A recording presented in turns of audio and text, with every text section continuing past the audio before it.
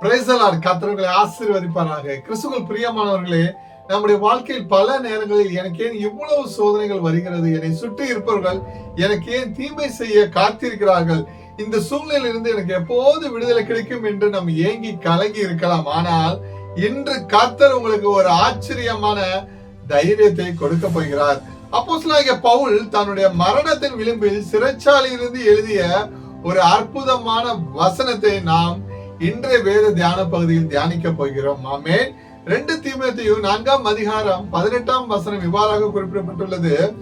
கர்த்தர் எல்லா தீமையிலிருந்தும் என்னை ரட்சித்து தம்முடைய பரம ராஜ்யத்தை அடையும்படி காப்பாற்றுவார். அவருக்கு சதா காலங்களிலும் மகிமை உண்டாவதாக. ஆமென். அல்லேலூயா. கிறிஸ்துவுக்குள் பிரியமானவர்களே, இந்த வசனத்தை எழுதிய அப்போஸ்தலனாகிய பவுல் தனது வாழ்க்கையின் இறுதி கட்டத்தில் இருந்தார். சிறைச்சாலையில் இருந்த போதும் எதிர்காலத்தை குறித்து அச்சப்படாமல் தேவனின் பாதுகாப்பில் முழுமையான நம்பிக்கை வைத்திருந்தார். ஆமென். இந்த வசனம் நமக்கு 3 முக்கியமான உண்மைகளை நினைப்பூட்டுகிறது. முதலாவதாக, கர்த்தர் நம்மை விடுவிக்கிறார். விடுதலை என்பது எல்லா பிரச்சனைகளும் உடனே மறைந்து போவதை குறித்து வேண்டியதில்லை. ஆனால் எந்த தீமையும் இறுதியில் தேவனுடைய நோக்கத்தை முறியடிக்க முடியாது. அவர் நம்மை தாங்கி வழிநடத்தி தமது சித்தத்தின்படி காப்பார். இரண்டாவதாக, கர்த்தர் நம்மை பாதுகாக்கிறார். சூழ்நிலைகள் மாறினாலும் தேவனுடைய அன்பும் பாதுகாப்பும் அரவணைப்பும் ஒரு நாளும் மாறாது. நாம் தனியாக போராடவில்லை, மாறாக அவர் நம்மோடு இருக்கிறார். ஹல்லேலூயா. மூன்றாவதாக, நமது நம்பிக்கையின் இலக்கு பரலோக ராஜ்யம். இந்த உலக வாழ்க்கை தற்காலிகமானது. விசுவாசின் இறுதி நம்பிக்கை தேவனோடு என்றென்றும் இருப்பதே. இந்த நம்பிக்கை இன்றைய சிரமங்களில் நமக்கு உறுதியையும் நம்பிக்கையும் அளிக்கிறது. ஹல்லேலூயா. இந்த காணொலியை பார்த்து கொண்டிருக்கிற அன்பு சகோதரனே, சகோதரியே, இன்றைக்கு உங்களை சுத்தி இருக்கிற எல்லா சூழ்நிலையிலும் பார்த்து பயப்படாதிருங்கள்.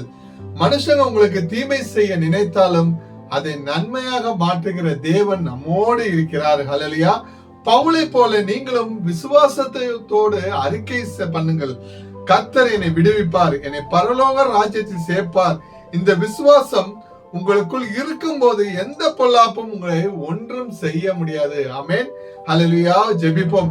அன்புள்ள தகப்பனே, இந்த காணொலியை பார்த்து கொண்டிருக்கும் ஒவ்வொரு பிள்ளைகளுக்காகவும் ஜெபிக்கிறோம்.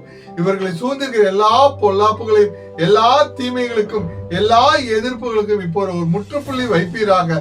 2 தீமோத்தேயு 4:18 படி எல்லா தீமையிலிருந்தும் இவர்களை விடுவித்து உம்முடைய கிருபையினால் பாதுகாத்துக் கொள்ளும். இயேசு கிறிஸ்துவின் வல்லமையான நாமத்தால் ஜெபிக்கிறோம் ஜீவனுள்ள நல்ல தகப்பனே. ஆமென். கிறிஸ்துவுக்குள் பிரியமானவர்களே, இந்த நற்செய்தி உங்களுக்கு ஆசீர்வாதமா இருக்கும் என்று விசுவாசிக்கிறேன். எங்க சேனலை லைக் பண்ணுங்க, சப்ஸ்கிரைப் பண்ணுங்க, உங்க நண்பர்கள் அனைவருக்கும் ஷேர் பண்ணுங்க. கர்த்தர் உங்களை ஆசீர்வதிப்பாராக. God bless you.